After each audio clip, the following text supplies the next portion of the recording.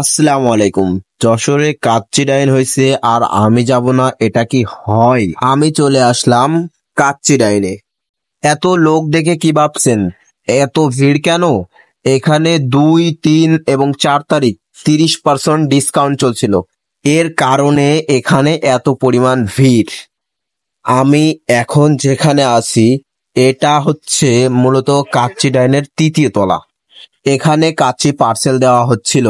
আর এই জায়গাটাতে এত লোকজন হওয়ার কারণে পুরাই গ্যাঞ্জাম বেঁধে গেছিল। বোঝেনি তো আমরা বাঙালি। তো আমার পার্সেল নেওয়া শেষ, এবার নিচের দিকে যাওয়া যাক। এখন আমি যেই জায়গাটাতে আছি এটা মূলত কাচ্চি ডাইনের সামনে। এর ভিতরে এত লোক যে তারা এর ভিতরে জায়গায় দিতে পারছিল না। শুধু একবার তাকিয়ে দেখুন যে লোকজন এত পরিমাণ যে সিঁড়িতে পর্যন্ত লোকজন দাঁড়িয়ে আছে। তো এই ছিল আজকের ভিডিওটি ভালো লাগলে অবশ্যই পেজটাকে ফলো করে দেবেন। আর আপনি যদি ইউটিউব চ্যানেল থেকে দেখে থাকেন অবশ্যই চ্যানেলটাকে সাবস্ক্রাইব করতে ভুলবেন না। দেখা হচ্ছে নতুন কোনো ভিডিও নিয়ে। সেই পর্যন্ত সবাই ভালো থাকবেন, সুস্থ থাকবেন। আল্লাহ হাফেজ।